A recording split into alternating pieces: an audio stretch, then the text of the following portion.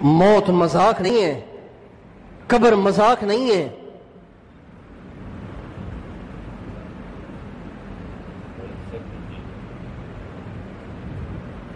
حضرت علی رضی اللہ تعالی عنہ کی جو والدہ فاطمہ بنت اسد رضی اللہ عنہ، حضرت علی کی اہلیہ کا نام بھی فاطمہ بنت محمد صلی اللہ علیہ وسلم، حضرت علی کی والدہ کا نام بھی فاطمہ بنت اسد رضی اللہ عنہ۔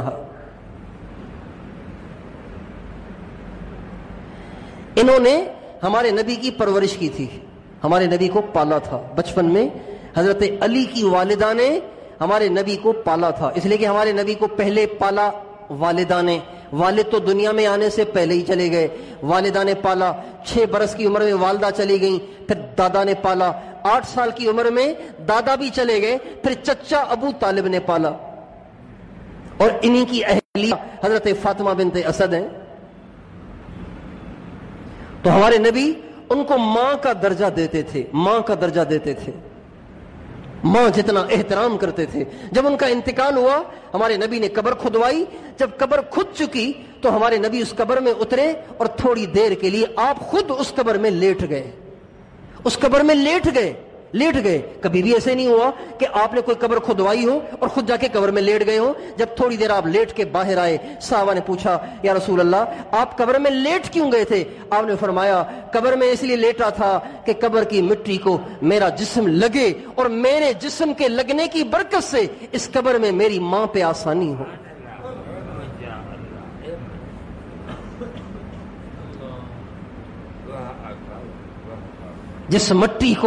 جس مٹی نے ہمارے آقا کے جسم اطہر کو چھوا، وہ کتنی مبارک ہو گئی، وہ کتنی مقدس ہو گئی، وہ کتنی بابرکت ہو گئی۔ اس میں حضرت فاطمہ بنت اسد کو رضی اللہ عنہ کو اتارا گیا۔ میں آپ سے پوچھتا ہوں، جب حضرت فاطمہ بنت اسد جو حیدر کرار کی ماں ہیں اور حضرت محمد صلی اللہ علیہ وسلم کی پرورش کرنے والی ہیں، جب ان کو بھی ہمارے نبی کے ان کی قبر میں پہلے لیٹنے کی ضرورت ہے، تو میرا اور آپ کا پھر میرا اور آپ کا کیا ہے؟ میرے آپ کے پاس کیا ہے؟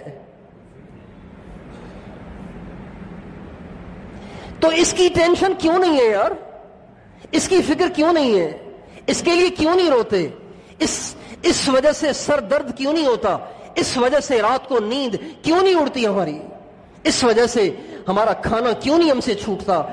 بیگم آج مجھے کھانا نہیں چاہیے، جہنم کی آگ نے میری بھوک اڑا دی ہے۔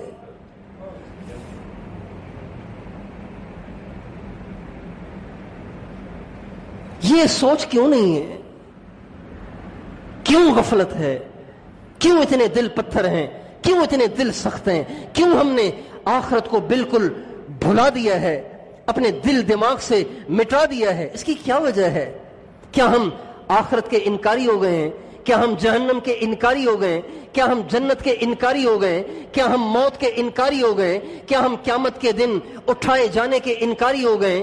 کیا قیامت کے دن ترازو میں اعمال کے تولے جانے کے انکاری ہو گئے؟ کیا ہم پل صراط سے گزارے جانے کے انکاری ہو گئے؟ مسئلہ کیا ہے؟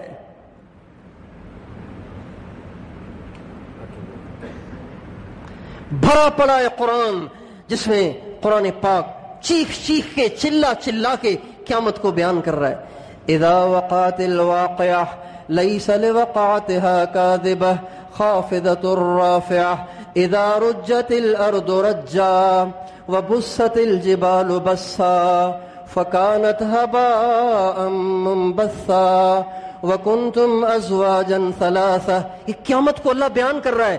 جب وہ ہونے والا واقعہ ہو جائے گا، تمہیں کیا خبر کہ وہ ہونے والا واقعہ کیا ہے؟ وہ دن ہے جس دن کوئی ذلیل ہو جائے گا، کوئی بلند و بالا ہو جائے گا، اور اس دن تم 3 گروہوں میں تقسیم ہو جاؤ گے۔ ایک اصحاب المیمنہ ہوں گے جنہوں نے ساری زندگی نیکیاں کی، گناہ ہوئے تو فوراً توبہ کی۔ ایک وہ ہوں گے جو اصحاب المشأمہ ہوں گے، ساری زندگی اللہ کو بھولے رہے، آخرت کو بھولے رہے۔ اور ایک مقربین ہوں گے، ان کے تو کیا کہنے، ان کے تو مزے ہی مزے ہوں گے۔ یہ اللہ قیامت بیان کر رہے ہیں۔ لیکن کیا کہیے کہ آج ہم نے قرآن پاک کو برکت بنا لیا ہے، بس تبرک ہے، برکت ہے۔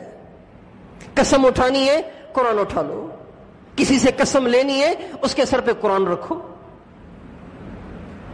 اپنے گھر سے جنات کو بھگانا ہے، لا کے قرآن 3 کپڑوں میں قرآن کو لپیٹ کے آ کے دراز میں رکھ دو. بس اٹھا کے سینے سے لگا لو، آنکھوں سے لگا لو، ہونٹوں سے لگا لو. بس قرآن اسی لیے رہ گیا ہے. کیا قرآن اس لیے آیا تھا؟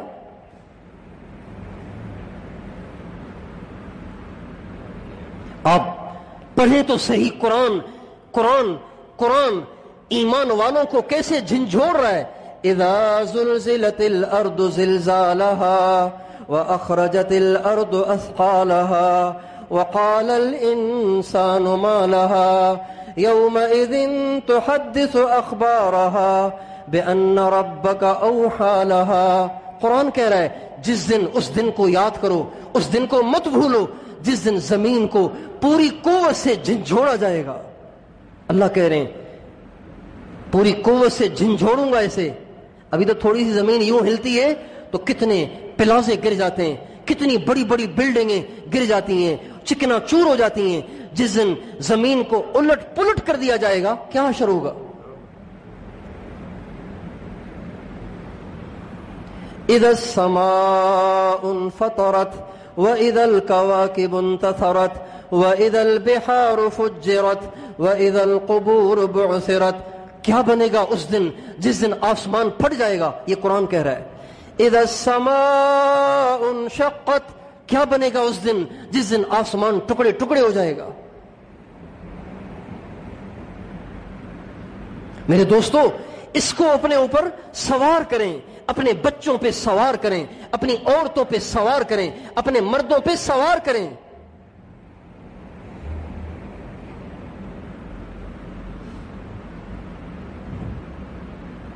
ان وعد اللہ حق. اللہ کہہ رہے ہیں ان وعد اللہ حق فلا تغرنکم الحیات الدنیا ولا یغرنکم باللہ الغرور. اللہ کا وعدہ سچا ہے، دنیا سے دھوکہ نہ کھانا، شیطان تمہیں دھوکے میں نہ ڈال دے. دنیا سے دھوکہ نہ کھاؤ. اللہ کہہ رہے ہیں. اب اندازہ لگائیے دنیا کیا ہے، آخرت کیا ہے، اور ہم نے کس کو کیا درجہ دے رکھا ہے، کس کو کیا درجہ دے رکھا ہے.